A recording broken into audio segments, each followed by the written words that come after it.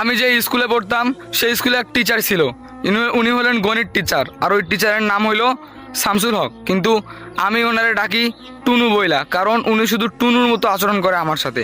যখনই আমি একটু দেরি করে আসি আমার দেয় এক থাপড়, তারপরে আমি পড়াশোনা না পেলে আমার ধরে আন্দা বদলি মারে। তোর ভাল লাগে না এগুলো, টিচারের অসহ্য, এগুলো ভাল লাগে না। আর আমারই শুধু ক্লাসের মধ্যে সবার সামনে কান ধরায় দাঁড়াতে হয়, বুঝলাম না আমার সাথে ওই স্যারের কি, বুঝলাম না কিছু। দেখ এরকম করে প্রতিদিন এরকম আমার সাথে ঘটতো। তো আমি একদিন প্ল্যান করলাম এই স্যারকে আমি একদিন ধরবই, যেভাবে হোক না কেন এই স্যারকে আমি একদিন শিক্ষা দিবই। এটা আমার মাথার মধ্যে আসলো প্ল্যান। যাই হোক, তারপরে আমি একদিন ফুচকা খাইতে গেলাম চিড়িয়াখানার সামনে। তারপরে দেখতেছি ও মা, ওই স্যার মোটরসাইকেল আছে না ওই স্যারের পিছনে সুন্দরী একটা মাইয়া বসে যাইতেছে। আই এম তো অবাক, স্যারের বিয়ে হয়েছে, স্যার কেন সুন্দরী মেয়েকে নিয়ে ঘুরবে? তারপরে এটা প্ল্যান করলাম যে এইটাই বুদ্ধি। তারপরে আমি তাড়াতাড়ি পকেট থেকে ফোনটা বের করে ভিডিও করলাম। তারপরে বুঝলাম যে আরেকদিন যদি আমার সাথে খারাপ ব্যবহার করে এই ভিডিওটা আমি আন্টিকে গিয়ে দেখাই দিব, মানে স্যারের ওয়াইফকে। যাই হোক, তারপরের দিন গেছি, যাওয়ার পরে আমার সঙ্গে সেই রকম খারাপ আচরণ করছে। তারপরে আমি স্যারকে বললাম, স্যার আমি কিন্তু আপনাকে দেখে নিব। তখন স্যার বললে যে তুই কি করবি রে? তারপরে আমাকে ঘাড় ধাক্কা দেয় ওখান থেকে। তারপরে সবার সামনে আমাকে অপমান করে, সব মাইয়াগুলো হাসতে যায়। আমি পড়াশোনায় পাই না জন্য কি আমার এরকম করে অপমান করব?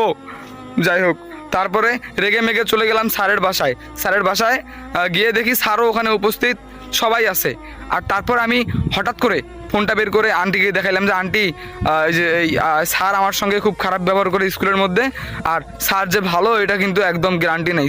আপনি যে বাসায় থাকেন স্যার বাইরে অন্য মেয়েদেরকে নিয়ে ঘোরাঘুরি করে। তখন আন্টি বললো কি বলতেছে এগুলা? আমি বললাম যে জি আন্টি, একদম সত্যি কথা, আমার কাছে ভিডিও আছে। তখন আন্টি বললো কই ভিডিওটা দেখাও তো।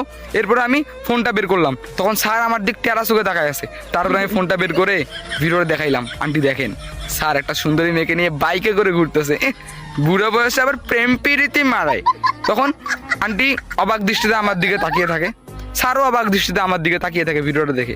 আমি বললাম যে আন্টি কি হইলো, স্যারকে একটু সাহায্য করবেন না? তখন আন্টি কোনো কথাই বলে না। ও মা, দেখতেছি গেটের মধ্যে ঠুকঠুক আওয়াজ। তারপরে একটা ছোট বাচ্চা আইসা গেটটা খুলে দিল, মানে স্যারের ছোট মেয়ে। তো গেট যখন খুললো তখনই যেই মেয়েটা মোটরসাইকেলে বসেছিল ওই মেয়েটা কইতেছে, আব্বু আব্বু এই দেখো আমি তোমার জন্য পাঞ্জাবি আনছি। এটা কি হইলো? তারপরে স্যার একটা গালার মতো থাপড় দিল, স্যারের বউ একটা দিল, আর তারপরে দৌড়ে আইসা মুখের মধ্যে দিল এক গুড়ি স্যারের মেয়ে।